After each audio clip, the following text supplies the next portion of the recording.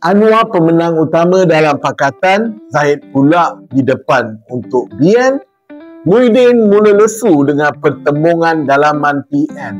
Sabah dan Sarawak bergerak seiring. Reformasi nampaknya hanya ayat sahaja dan skandal lombong ke safe house. Saya Prabhagan Nesan dan inilah review tahun 2025.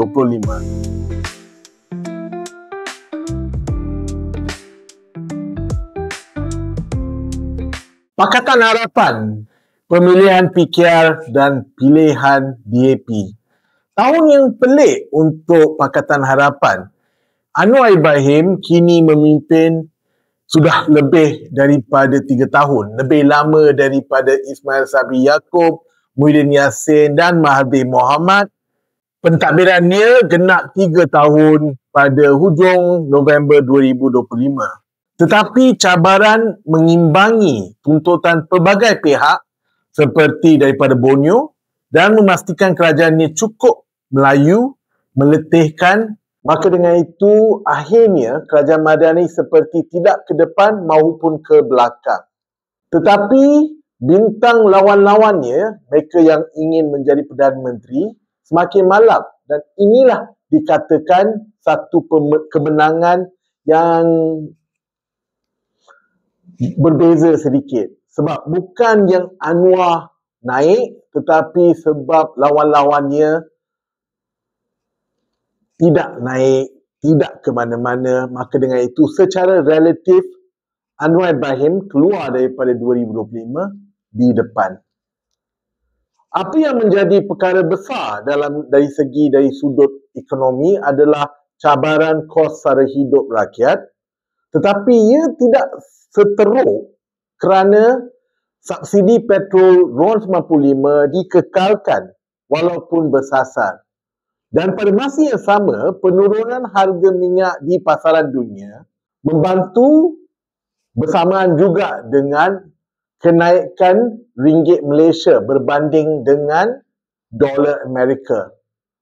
Pada penghujung 2025, ringgit Malaysia meluru ke kadar RM4 bersamaan dengan $1 US. Kita memula tahun 2025 dengan nisbah di mana $1 bersamaan RM4.50. Ini adalah satu perubahan besar dari segi kewangan negara. Tahun 2025 juga bermula dengan ancaman tarif US. Tetapi akhirnya pada 2025, tahap tarif Malaysia 19% tidaklah setinggi beberapa negara lain berbanding contohnya China.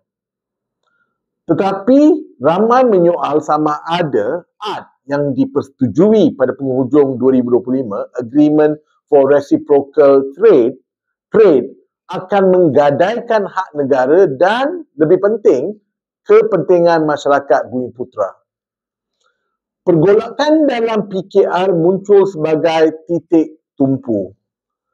Pemilihan parti pertengahan 2025 menyaksikan Nurul Izzah menumpaskan Rafizi Ramli bagi memenangi jawatan Timbalan Presiden. Pengunduran Rafizi daripada kerajaan dan diikuti dengan dia mendapat kerja baru sebagai podcaster. Dan di podcast-podcastnya, dia menghentam kerajaan Anwar. Manakala pemenang jawatan Timbalan Presiden, Nurul Izzah, agak senyap. Walaupun sekarang dia adalah pemimpin tangga kedua dalam Pakatan Harapan. Berhubung dengan keputusan pemilihan PKR, seorang lagi menteri, iaitu Nik Nazmi Nik Ahmad, tewas. Bukan sahaja dalam mengejar jawatan naib presiden atau mempertahankan jawatan naib presiden, dia juga kalah di cabangnya di Setiawangsa. Maka dengan itu, ini membawa Nik Nazmi untuk meletak jawatan dan sekarang hanyalah ahli biasa PKR dan juga ahli parlimen. Pelantikan sekutu Rafizi, Akmal Saleh, Ahli Parlimen Johor Bahru sebagai Menteri Ekonomi pada lewat 2025 dilihat sebagai usaha Anwar untuk menarik sokongan daripada tim Rafizi, dan sememangnya dalam 6 bulan lepas Rafizi menjadi semakin kurang dari segi pentingnya dalam media Malaysia dan juga persebutan rakyat biasa. Pada masa yang sama, Rafizi menghadapi kes saman 10 juta ringgit daripada bekas pegawai Anwar Farhash, Wafa Salvador Rizal Mubarak berhubung tuduhan yang Farhash korup. Pada pertengahan tahun ini juga, ada kes di mana anak Rafizi Ramli diserang oleh dua lelaki yang tidak ditangkap yang menyembur atau mencuba mengambil anak Rafizi di Mall IOI Putrajaya. Polis masih menyiasat kes ni dan tidak ada kesudahan. Boleh dilihat yang dunia Rafizi telah menjadi kucak-kacir sejak dia keluar daripada kerajaan. Pilihan Raya Negeri pula, pilihan raya di Sabah memberi keputusan campuran. Ia bermula dengan parti UPKO yang sebahagian daripada pakatan membuat ugutan menterinya Ewan Benedict akan letak jawatan sekiranya kerajaan Madani mencabar keputusan untuk memberi pulangan lebih kepada negeri Sabah. Tapi apabila hampir kepada pilihan raya negeri, UPKO terus keluar daripada pakatan.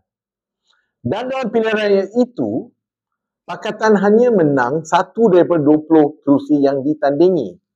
Ada yang kata pakatan tiada tulang belakang kerana dalam pilihan raya itu bekerjasama dengan BN dan juga GRS. Dan oleh kerana itu, gabungan mereka dihentam kau-kau pada pilihan raya tersebut. Tetapi ada lagi satu pemikiran di mana menyatakan oleh kerana Anwar sanggup bekerjasama dengan GRS dan BN, kini ketiga-tiga kumpulan ini, GRS dan BN dan Pakatan, semua duduk dalam kerajaan negeri Sabah. Walaupun Pakatan hanya mempunyai 1 kerusi. Dan pada masa yang sama, sokongan untuk kerajaan Anwar masih mantap daripada parti-parti di Sabah. UPKO yang lari daripada Pakatan dalam kerajaan GRS dan secara tidak langsung masih menyokong kerajaan Madani. Dengan itu boleh dikatakan tidak ada kekurangan yang berlaku untuk Anwar sebagai Perdana Menteri daripada pilihan raya Sabah. Tetapi ada sedikit downside. Downside-nya adalah Setiausaha Agung DAP, Anthony Loke, secara terbuka telah menyatakan selepas pilihan raya di Sabah yang parti ini akan menilai semula peranan DAP dalam kerajaan sekiranya tidak ada reformasi-reformasi yang penting ditunaikan dalam tempoh 6 bulan depan. Maksudnya, sekiranya pada bulan Jun 2026 tidak berlaku cukup pembaharuan reformasi, DAP akan keluar daripada Kabinet Madani. DAP gusar kerana sokongan pengundi Cina luntur apabila melihat pakatan, atau inilah apa penganalisis politik menyatakan yang ramai dalam masyarakat Cina tidak menyokong DAP lagi sebab tidak berlakunya cukup reformasi. Contohnya pengiktirafan UEC, iaitu sijil peperiksaan daripada sistem persekolahan Cina. Rombakan kabinet pada Disember 2025 tidak membuat rakyat rasa terlalu excited. Hanya lebih perhatian kepada tuduhan-tuduhan nepotisme dalam lantikan. Contohnya, Taufik Johari dilantik sebagai menteri walaupun berusia hanya 29 tahun. Juga pada masa yang sama, ayah Taufik adalah sekutu Anwar dan juga Speaker Dewan Rakyat Johari Abdul. Malah Menteri Pendidikan Fadlina Siddiq yang sentiasa dikritik oleh masyarakat umum masih dikekalkan. Fadlina pula adalah anak kepada rakan rapat Anwar dahulu daripada Abim Siddiq Fadzil. Pada tahun 2025, Anwar sibuk dengan ASEAN dan pada persidangan ASEAN di Kuala Lumpur bulan Oktober ini, Anwar sempat menari dengan Donald Trump dan pada masa yang sama membuat klaim yang dialah bersama Trump mengakhiri perang pendek di antara Thailand dan Cambodia. Tetapi sebulan kemudian, kini dua-dua negara itu telah kembali berperang dan membedil satu sama lain di sempadan Thailand-Cambodia. Di tahun ini, Anwar juga mengelak kontroversi perkauman berkenaan dengan pembinaan masjid di tapak sebuah kuil Hindu di Kuala Lumpur. Kuil itu berusia lebih daripada 130 tahun menurut beberapa laporan. Ini adalah satu balancing act untuk Anwar untuk menjawab ketakutan orang Melayu berhubung perubahan lanskap politik yang lebih majmuk, sambil pada masa sama Anwar cuba mengekalkan sokongan yang dia dapat daripada minoriti, bukan Islam. Dari segi balancing ini, Anwar masih top untuk masa ini. Kedua Perikatan Nasional, Muhyiddin, Hamzah dan Azmin lupa yang PAS menunggu. Gelombang hijau mula pudar sedikit. PAS dengan 43 kerusi parlimen berbanding 18 kerusi yang ada di tangan Bersatu tidak letih mengulangi yang mereka mempunyai jauh lebih banyak kerusi berbanding dengan Bersatu. Walaupun Bersatu memegang kerusi ketua pembangkang di Dewan Rakyat. PAS nak pastikan yang Bersatu tahu yang kuasa sebenar di PN adalah PAS. Menteri Besar Terengganu Ahmad Syamsuri Mokhtar sentiasa disebut-sebut sebagai calon Perdana Menteri masa depan. Namun menjelang pertengahan 2025, momentum menyebut Syamsuri mula surut sedikit. Nampaknya macam PAS sendiri enggan terburu-buru menonjolkan calon PM alternatif. Lebih selesa untuk PAS tunggu dan melihat sama ada Bersatu akan meletup dari dalam parti tersebut. Pergeseran PAS dan Bersatu turut meletus berhubung isu pembiayaan pilihan raya 2022.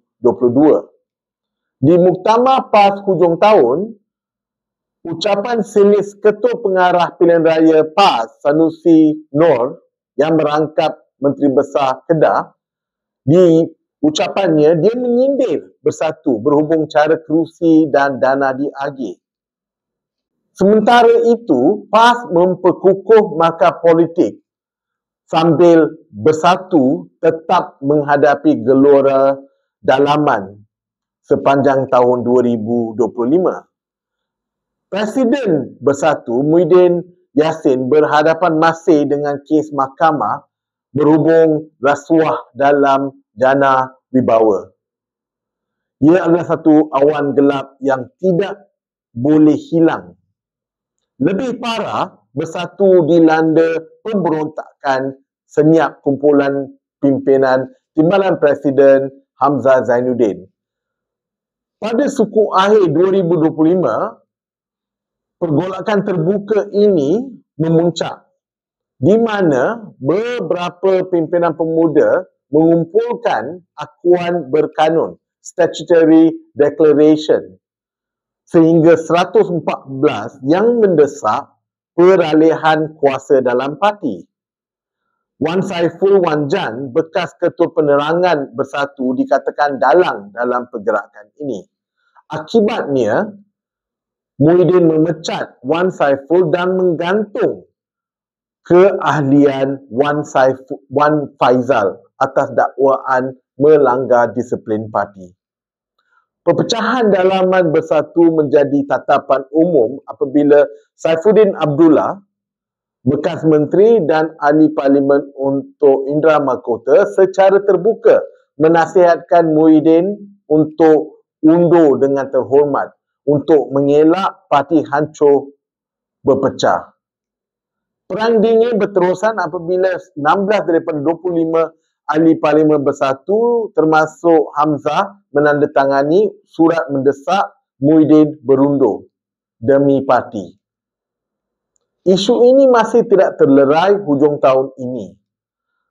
Ada kemungkinan yang Hamzah akan mengambil alih Bersatu sekiranya dia tidak didiamkan, dan inilah maksudnya bab Azmin Ali. Sebab Azmin Ali dan blok bekas PKR yang memberi sokongan padat kepada Muhyiddin dan mengekalkan kuasa untuk Muhyiddin. Dan kita boleh lihat yang Muhyiddin juga menyokong Azmin apabila dia melantik Azmin sebagai Setiausaha Agung Bersatu. Seperti yang disebut sebelum ni, Muhyiddin masih menghadapi pertuduhan rasuah dalam kes jana wibawa di mahkamah. Pada masa yang sama juga, keluarga dia juga terpalit isu apabila menantunya, Adlan Berhan, dilaporkan melarikan diri ke luar negara bagi mengelak siasatan MACC ataupun SPRM berhubung skandal projek biometrik. MACC mengeluarkan waran tangkap dan mempercayai yang Adlan sekarang bersembunyi di Timur Tengah dan menjalani, ini menurut laporan, hidup mewah. Isu menantu hilang ini menjadi modal politik lawan PN yang mempersoalkan integriti Muhyiddin. Di Sabah, sewaktu pilihan raya negeri, saki-baki pengaruh Bersatu di Sabah hampir lenyap. Dalam pilihan raya, hampir semua calon Bersatu kalah. Dan ini dilihat sebagai satu tamparan besar untuk parti ini yang sejauh 3 tahun lepas memimpin kerajaan Sabah. Ramai calon-calon Bersatu hilang deposit dalam pilihan raya tersebut. Pilihan raya yang baru lalu di Sabah. Ini menimbulkan persoalan tentang peranan yang dimainkan oleh Mahathir Mohamad dalam PN. Maksudnya dalam hubungan dengan PAS, dengan hubungan dengan Bersatu. Mahathir menyambut ulang tahun ke-100 tahunnya pada Julai 2025. Tetapi banyak soalan timbul sama ada dia masih boleh memainkan peranan untuk membantu pergerakan PN. Kehadiran Mahathir dalam orbit PN barangkali menaikkan semangat penyokong Tegar, tapi kurang memberi impak kepada pengundi di atas pagar menurut beberapa penganalisis politik negara. Kini dilihat yang PN ada 3 elemen. Elemennya adalah 1, PAS yang masih mencari jalannya sama ada dia boleh memimpin menghala kepada menganjak kepada pilihan raya umum 16. Bersatu yang secara teori, secara simbolik masih memimpin PN tetapi menghadapi banyak masalah dalaman. Dan ketiga, the joker dalam pack adalah Mahathir Mohamad. Sama ada dia boleh memainkan peranan yang positif untuk membantu pergerakan ini bergerak dan menjatuhkan Pakatan Harapan dalam pilihan raya akan datang. Pada masa ini, PN masih mendapat markah lulus hanya sebab dia masih hidup. Tetapi PN bermaksud PAS, Bersatu dan entah mana Mahathir Mohamad jauh daripada skor cemerlang. Barisan Nasional sudah sampai ke zaman UMNO sahaja tanpa MIC dan MCA. Zahid Hamidi kekal menerajui UMNO dan BN tanpa pencabar dan menggunakan tahun 2025 untuk mengukuhkan loyalisnya dalam parti. untuk memastikan tidak ada banyak cabaran atau pencabar dalam Majlis Tertinggi UMNO. Barisan kepimpinan UMNO seperti Muhammad Hassan, Khalid Nordin, Zamri Abdul Kadir masih setia di belakang Zahid secara terbuka dan masih menjadi individu-individu yang penting dalam Kabinet Madani. Ketua Pemuda UMNO, Akmal Saleh, menjadi suara yang memberi masalah kepada Zahid. Sepanjang tahun, Akmal sentiasa menjadikan dirinya famous di TikTok dan media sosial secara umum. Dia selalu menyerang, contohnya bila dia menyerang premis di Kepala Batas Pulau Pinang di mana pemiliknya meletak bendera secara terbalik. Apa yang dilihat sebagai perkara kecil bukan perkara kecil untuk Akmal apabila dia mengetuai satu kumpulan yang membuat satu protes di tengah bandar Kepala Batas dan ingin menyerang kedai tersebut.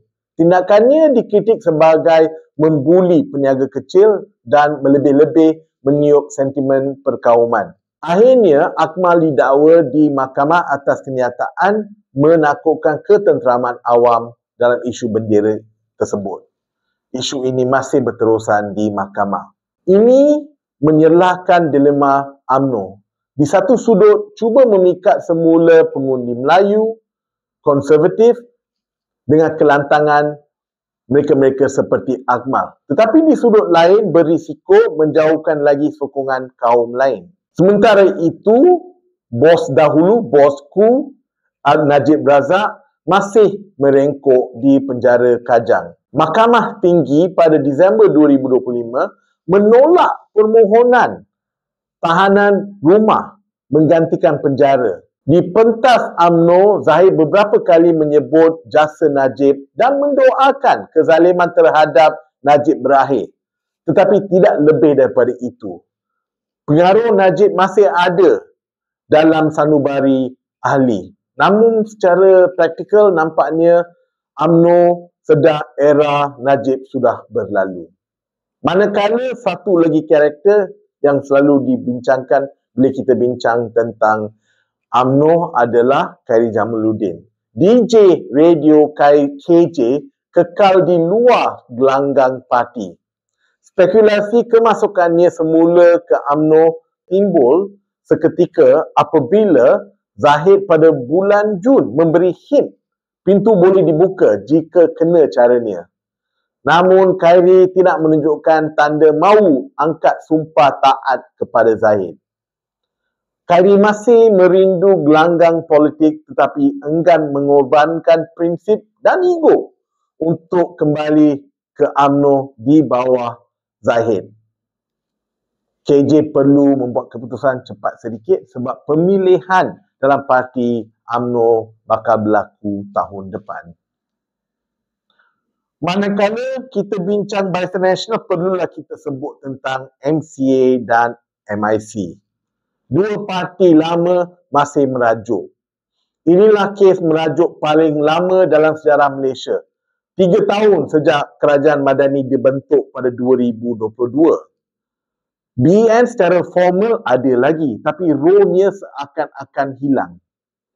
Barisan Nasional secara praktikal telah bertukar menjadi UMNO sahaja dalam kerajaan perpaduan. Realitinya, Zahid kini bertindak lebih sebagai pengerusi sekretariat kerajaan perpaduan daripada menjadi pengerusi Barisan Nasional. Tapi pada masa yang sama, kita tak boleh menyalahkan Zahid sahaja. MCA dan MIC nampak macam dua parti yang tidak ada keberanian langsung. Kalau ada indeks keberanian parti di kalangan hampir 80 parti di Malaysia yang masih aktif, boleh dikatakan dua parti ini, MCA dan MIC, akan berada di tangga top 3 yang tidak ada keberanian. Menjelang akhir tahun ini, Zahid mula bercakap tentang penjenamaan semula BN. Pura-pura nampak macam bersedia untuk masa depan tanpa MCA dan MIC. Apakah BN selama 2025? Hidup segan, mati tak mau. Adakah Najib, Khairi ataupun Zahid yang akan kembalikan kuasa kepada BN? Itu menjadi tanda tanya. Keempat, Sabah dan Sarawak, autonomi Borneo menjadi keutamaan. Isu Perjanjian Malaysia 1963 ataupun MA 63 menjadi kata kunci. Hampir setiap perkembangan politik Borneo diwarnai agenda menuntut janji lama ditunaikan. Di Sabah, tuntutan bayaran 40% hasil Sabah mencapai kemuncak. Sejak 1970-an, Sabah tidak lagi menerima agihan 40% daripada hasil bersih persekutuan yang dikutip di negeri seperti termaktub dalam perlembagaan. Oktober lalu, Mahkamah Tinggi Kota Kinabalu membuat tafsiran yang memihak kepada kerajaan negeri. Presiden UPCO, Ewan Benedict, mengambil keputusan dramatik meletak jawatan atas dasar prinsip apabila kerajaan persekutuan yang dipimpin oleh Anwar Ibrahim membuat keputusan untuk masih membantah atau membawa kes ini kepada Mahkamah Rayuan. Di peringkat politik, sentimen Sabah First semakin menonjol, melangkaui garis parti. Walaupun Sabah kini diperintah oleh Gabungan Rakyat Sabah yang menang pilihan raya Sabah, Ketua Menteri Haji G. Noor juga lantang menuntut janji MA 63. Dan sepanjang pilihan raya Sabah tahun ini, semua parti dan memang parti yang menang mempertegaskan trend politik untuk mengutamakan MA 63. Malah dua parti terbesar di Sabah hari ini, GRS dan juga Warisan dan juga semua parti yang membentuk Dewan Undangan Sabah, mereka semua menyokong MA 63 tanpa had. Ini menimbulkan satu persoalan sama ada adakah ini baik untuk Putrajaya.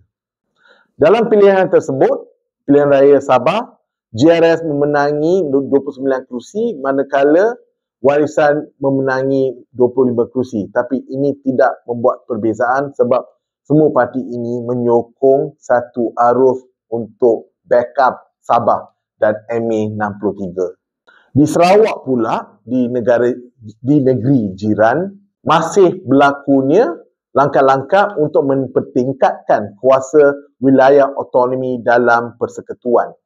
Gabungan Parti Sarawak, GPS, pimpinan Premier Abang Johari Openg memanfaatkan kedudukan sebagai kingmaker di Putrajaya untuk menuntut lebih banyak kuasa. Satu pencapaian ketara 2025 adalah dalam sektor minyak dan gas, oil and gas. Syarikat milik negeri Petros diberi peranan dominan dalam pengurusan sumber gas Sarawak. Sejak Januari 2025, Petros menjadi aggregator tunggal gas dan minyak di Sarawak, mengganti Petronas. Manakala pada masa yang sama, Sarawak mengambil alih operasi Mars Wings yang sebelum ini di bawah Malaysia Airlines. Air Borneo, nama baru untuk airlines ini, akan beroperasi bermula awal 2026 dan fokusnya adalah untuk laluan domestik Sabah, Sarawak dan pedalaman. Ia bererti Sabah dan Sarawak kini mengawal pengangkutan udara serantau mereka, mengurangkan kebergantungan kepada Kuala Lumpur dalam hal infrastruktur asas. Pada masa yang sama, dua negeri ini menuntut penambahan kerusi parlimen. Perdana Menteri Anwar Ibrahim bersetuju untuk menambah kerusi parlimen Borneo sebelum PRU 16 sebagai memenuhi MA 63. Sarawak dijangka mendapat 45 kerusi baru. Sabah juga dijangka mendapat 3 atau 4 kerusi baru. Agar gabungan kedua-dua negeri sekitar 35% Dewan Rakyat. Pada masa ini hanya 25%. Tetapi ini bergantung sama ada kerusi-kerusi di Semenanjung tidak ditambah. Sekiranya kerusi-kerusi di Semenanjung yang berjumlah 165 pada masa ini ditambah juga, mungkin nisbah Borneo Semenanjung sebenarnya tidak meningkat untuk Borneo mungkin jatuh untuk Borneo. Pada masa yang sama, satu perkembangan lain yang kini berlaku adalah hubungan negeri-negeri ini, Sabah dan Sarawak, dengan negara Indonesia menerusi projek Ibu Kota Baharu Nusantara yang berlokasi di Kalimantan. Sabah dan Sarawak melihat Nusantara sebagai peluang ekonomi dan geostrategik. Kedua-dua negeri melobi laluan jalan raya rentas sempadan dipercepatkan dan pos kawalan baru dibuka dan mempertingkatkan perdagangan sempadan antara Indonesia dan Sabah dan Sarawak. Sarawak memainkan peranan dalam Borneo Economic Community yang merangkumi Brunei, Kalimantan dan juga Sabah untuk memanfaatkan pemindahan ibu kota Indonesia. Kesimpulannya, Sabah dan Sarawak sepanjang 2025 berada dalam modus menuntut hak. Yang penting, tiada lagi tolak ansur ataupun membisu. Suara Borneo semakin lantang dan berani menuntut kesabsamaan. Adakah ini bagus untuk Malaysia? Inisiatif kerajaan reformasi nampaknya bising sahaja. Pemulihan Akta Perkhidmatan Parlimen 1963 menjadi berita utama. Setelah 30 tahun dimansuhkan, akta ini dihidupkan semula sebagai Akta Perkhidmatan Parlimen 2025 bertujuan memberikan Parlimen kuasa otonomi dari segi pentadbiran dan kewangan. Secara prinsip, Parlimen kini boleh mengurus hal ehwal kaki tangan dan bajetnya tanpa memerlukan persetujuan Jabatan Perkhidmatan Awam ataupun Kementerian Kewangan sebelum ini. Speaker Dewan Rakyat diberi kuasa lebih luas sebagai pengerusi Majlis Perkhidmatan Parlimen. Manakala dalam sektor kehakiman, berlaku sedikit kontroversi awal tahun ini apabila pelantikan Ketua Hakim Negara yang baru tertangguh beberapa minggu selepas penyandangnya Tengku Maimun bersara pada bulan Julai. Kelewatan ini mengundang kritikan bahawa eksekutif campur tangan atau berlengah demi orang pilihan.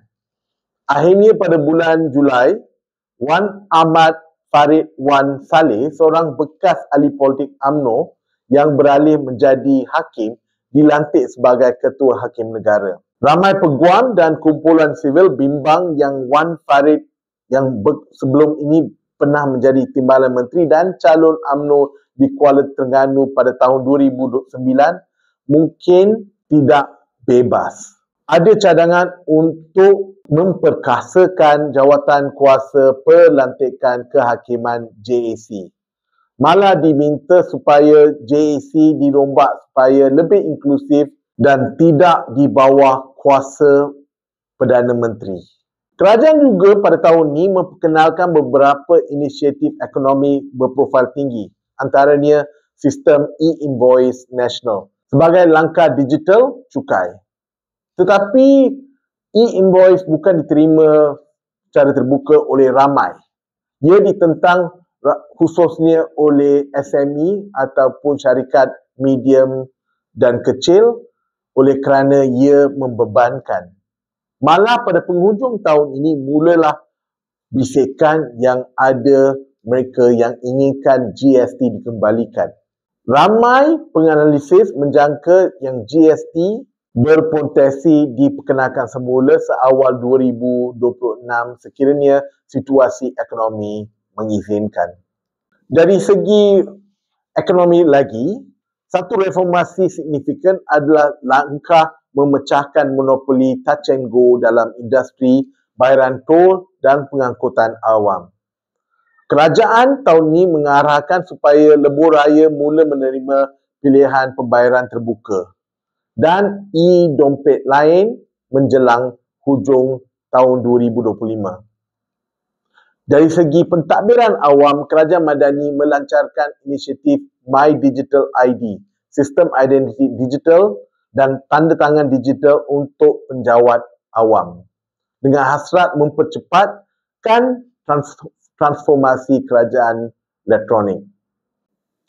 Keseluruhan bab reformasi sepanjang tahun 2025 nampaknya campur aduk. Ada janji terlaksana tapi lebih pula kepada janji yang terus dijadikan janji sahaja. Yang jelas, tekanan masyarakat sivil dan juga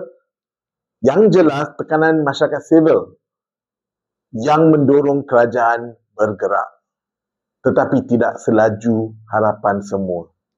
Skandal dan tragedi tahun 2025, iktibar di sebalik duka. Top by top adalah tragedi Zara Khairina yang paling menyentuh sanubari rakyat tahun ini.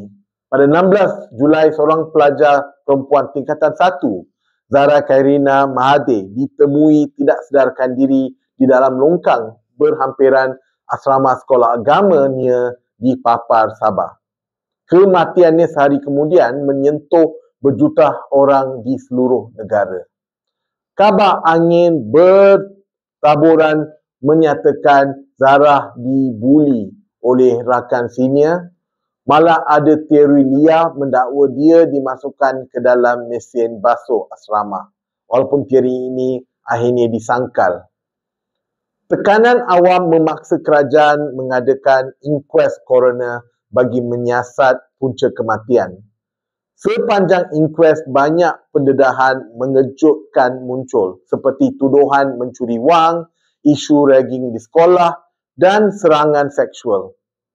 5 pelajar senior dihadapkan di Mahkamah Juvana tahun ini kerana mengugut dan memaki hamun Zara. Selain daripada berita Zara, kita ke Melaka.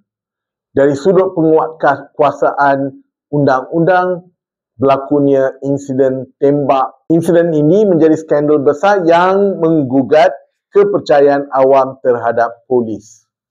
Pada 24 November, 3 lelaki tempatan berusia lingkungan 20-an ditembak mati oleh polis di sebuah ladang kelapa sawit di Durian Tunggal. Polis mendakwa ketiga-tiga mereka adalah penjenayah geng Durian Tunggal yang terlibat dalam lebih daripada 20 kes pecah masuk dan curi. Kononnya, ketika serbuan tersebut, suspek melawan dengan parang dan memaksa polis melepaskan tembakan. Selepas bukti bertentangan dibawa oleh pihak-pihak tertentu, Peguam Negara mengarahkan siasatan kes bunuh di bawah Seksyen 302 Kanun Keseksaan dilangsungkan. Ini bermaksud polis kini menyiasat anggotanya sendiri seolah disyaki membunuh 3 lelaki tersebut. Dalam berita skandal lain, Kementerian Pertahanan MINDEF juga berdepan kritikan atas pembatalan pembelian helikopter Black Hawk yang menimbulkan kontroversi. Awal tahun ini, Sultan Johor selaku Yang di-Pertuan Agong ketika itu mendedahkan rasa tidak puas hati terhadap rancangan MINDEF memperolehi helikopter Black Hawk terpakai berusia 30 tahun. Sultan Ibrahim melabelkan Black Hawk ini sebagai keranda terbang kerana faktor usia dan keselamatan. Beberapa minggu lepas, negara dikejutkan dengan berita penahanan Syamsul Iskandar Mohamed Akin yang menjadi pegawai kanan di Pejabat Perdana Menteri. Syamsul didakwa menerima suapan RM64,000 daripada seorang ahli perniagaan Sabah bernama Albert Tay sebagai balasan membantu meluluskan projek melombong di Sabah. Tuduhan ini berkait langsung dengan skandal lombong Sabah yang lebih besar. Albert Tay sebelum ini menjadi perhatian apabila video rakaman tersebar menunjukkan Albert memberi wang kepada beberapa ahli politik Sabah. MACC mendakwa Tay menyogok wakil rakyat kerajaan Sabah supaya melicinkan urusan mendapatkan lesen lombong emas arang batu di Tonggot, Sabah. Tay akhirnya ditahan dan didakwa atas 2 tuduhan merasuah. Sementara beberapa penjawat awam Sabah juga disiasat dan 2 adun di Sabah kini didakwa di Mahkamah Tinggi Kota Kinabalu.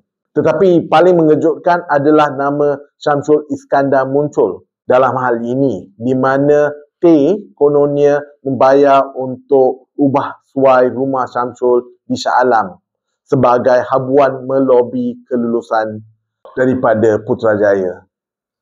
Syamsul yang rapat dengan Anwar segera meletak jawatan sebagai pegawai politik PMX agar tidak merosakkan imej kerajaan. Kes mahkamah ini akan berterusan sepanjang tahun 2026. Berita sukan menjadi berita skandal tahun ini apabila FIFA menghukum FAM. FIFA mendapati FAM menghantar dokumen palsu bagi 7 pemain naturalisasi atau heritage. Mereka adalah pemain-pemain daripada Brazil, Argentina dan juga negara Sepanyol. Mereka mewakili skuad Harimau Melaya berhadapan dalam pertandingan untuk kelayakan Piala Asia tahun ini. Dokumen yang dipalsukan dipercayai berkaitan sijil kelahiran waris Malaysia ataupun tarikh menetap supaya pemain-pemain itu lepas syarat untuk bermain untuk Harimau Malaysia. Isu ini melibatkan peranan istana dalam program naturalisasi dan juga peranan Menteri Dalam Negeri dan Menteri Belia dan Sukan. Kini kes sekarang dihadapkan di bawah Court of Arbitration for Sports di Switzerland dan akan berterusan pada tahun 2026. Bulan April 2025 bermula dengan letupan gas di Putra Heights. Ia bukan sahaja menggemparkan Lembah Kelang tetapi menjadi berita dunia. Insiden berlaku apabila saluran gas asli Petronas di kawasan Putra Heights di Subang Jaya mengalami kebocoran dan meletup pada pagi 1 April.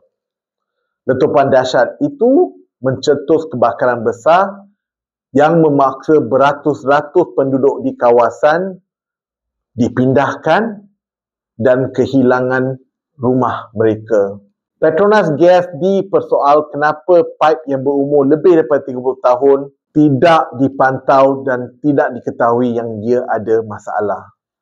Kerajaan Madani mengarahkan audit semula semua saluran paip di tanah air.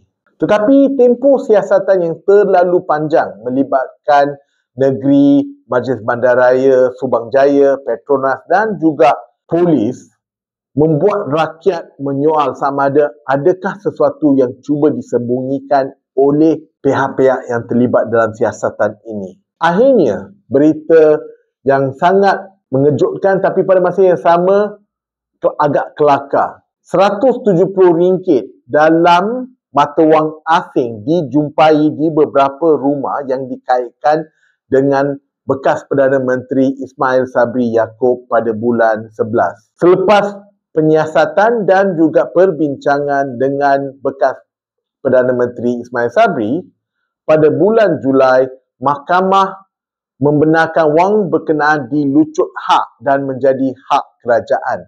Setakat bulan 12, pejabat Peguam Negara masih meneliti kertas siasatan dan tidak mendakwa Ismail Sabri berhubung dengan kes ini. Ismail Sabri pula menafikan terlibat dalam rasuah. Dia mendakwa wang itu bukan miliknya tetapi milik UMNO atau dana politik yang disimpan oleh pembantunya tanpa pengetahuannya. Bagi rakyat pula, terlintas persoalan. Bagaimana sejumlah wang besar seperti itu boleh dikumpul di rumah ini tanpa disedari? Tidak dilupakan adalah kes video Thaipusam yang melibatkan penyampai radio popular era FM tahun ini. Pada Mac, 3 DJ era upload video di media sosial mempamerkan ritual kavadi Thaipusam. Mereka buat joke lah masa mereka buat show mereka. Dan ini dengan latar muzik keagamaan dan saksi berlakon dan menari. Video itu mengundang kemarahan komuniti Hindu dan yang merasakan mereka dipersenda. Akhirnya, penyampai era tersebut ketiga-tiga mereka memohon maaf secara terbuka dan mengakui kesilapan. Astro Radio didenda oleh pihak MCMC sebanyak RM250,000. Itulah review untuk tahun 2025 daripada kami di Kuasa Live. Selamat menyambut tahun baru dan kita berjumpa lagi pada tahun 2026 untuk show mingguan kita yang biasa. Sehingga itu, bye!